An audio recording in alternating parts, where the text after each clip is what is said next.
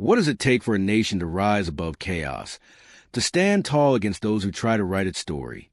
In the heart of the Sahel, Burkina Faso, led by the visionary Captain Ibrahim Traore, is doing just that. This is not just a fight for survival. It's a fight for dignity, sovereignty, and the right to define its own future. Get ready for a story that will inspire you, uplift you, and show you the unbreakable spirit of a people who refuse to bow down. Stay with us. This is Burkina Faso's moment, and you won't want to miss it. Welcome to our channel, where we celebrate the strength, culture, and resilience of African nations and their people. If you're new here, hit that subscribe button and join our growing community dedicated to amplifying Black voices, honoring African legacies, and telling stories that the world needs to hear. Today, we're diving into the incredible journey of Burkina Faso, a nation that's not only fighting a brutal insurgency, but also reclaiming its narrative from global institutions that fail to understand its sacrifices. Under the bold leadership of Captain Ibrahim Traore, Burkina Faso is showing the world what it means to stand up for your people, protect your honor, and build a future on your own terms. Let's explore how this nation is rewriting history and inspiring a new era of African sovereignty. Burkina Faso is a land of courage, where everyday soldiers, volunteers, and ordinary citizens stand together to protect their homeland. Since 2015, the country has faced a relentless insurgency that has claimed thousands of lives, displaced over 2 million people, and tested the spirit of a nation. But in the face of this crisis, Burkina Faso is not breaking, it's rising. Led by Captain Ibrahim Traore, a leader who embodies the hopes of his people, the nation is fighting not just for security, but for its dignity, its pride, and its right to tell its own story. Recently, Burkina Faso made a powerful statement by standing up to the United Nations. A UN report claimed abuses in the ongoing conflict, pointing fingers not only at insurgents, but also at the brave Burkinabe soldiers and community defenders who risk their lives daily. Captain Traore's government called out the report for its lack of evidence, its failure to consult local authorities, and its unfair portrayal of those fighting to protect the nation. In a bold move, the government declared the UN's top envoy, Carol Flores-Maritzniak, persona non grata, sending a clear message: Burkina Faso will not let outsiders tarnish the honor of its heroes or undermine its resolve. This wasn't just about one report. It was about defending the soul of a nation. In Burkina Faso, soldiers and civilian volunteers, known as the Volunteers for the Defense of the Homeland, VDH, are the backbone of the fight against insurgency. These are not fighters with advanced technology or limitless resources. They operate in vast, remote regions, often with nothing but their courage and determination.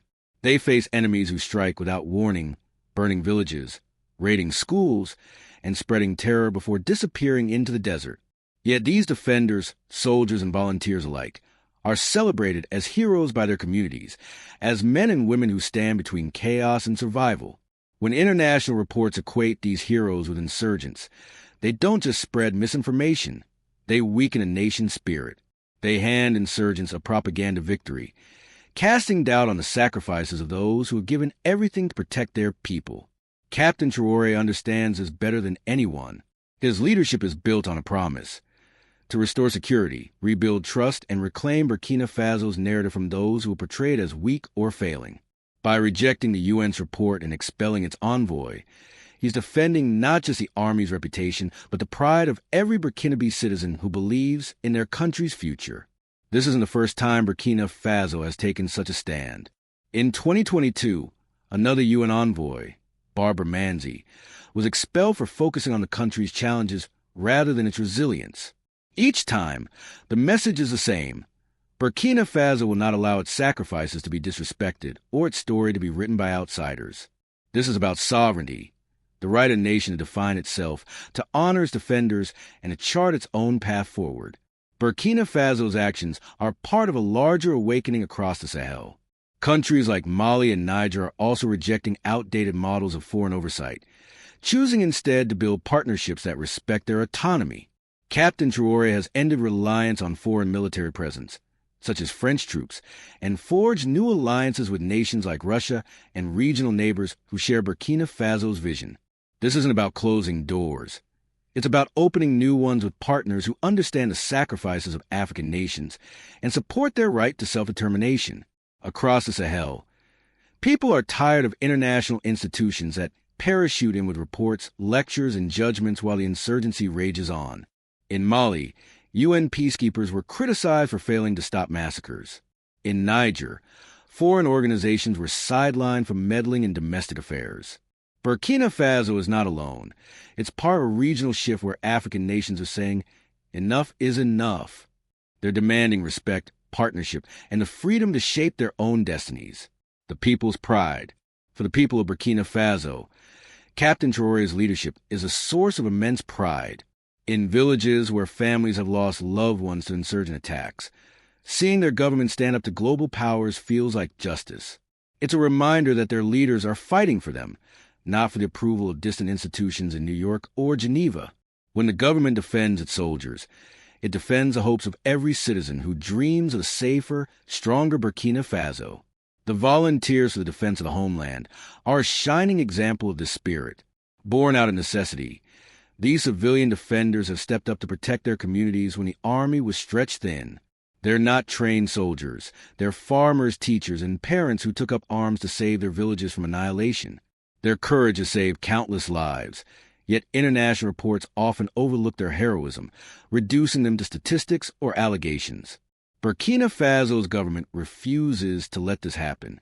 By standing up for these volunteers, Captain Traore is honoring the sacrifices of ordinary people who have become extraordinary heroes. Challenges and resilience. The road ahead is not easy. The insurgency continues to displace millions, and the challenges of rebuilding a nation under siege are immense. But Burkina Faso is not defined by its struggles. It's defined by its resilience. Captain Traore's government is investing in homegrown solutions, mobilizing volunteers, strengthening regional cooperation, and pursuing projects to reduce dependence on foreign aid. These efforts are laying the foundation for a future where Burkina Faso stands tall, not as a victim, but as a leader in African sovereignty. The international community may criticize Burkina Faso's defiance, warning of isolation or loss of aid. But Captain Traore knows that true independence comes at a cost, and it's a cost worth paying. By rejecting narratives that weaken the nation, he's building trust with his people and showing the world that Burkina Faso will not be judged by those who don't share its struggles.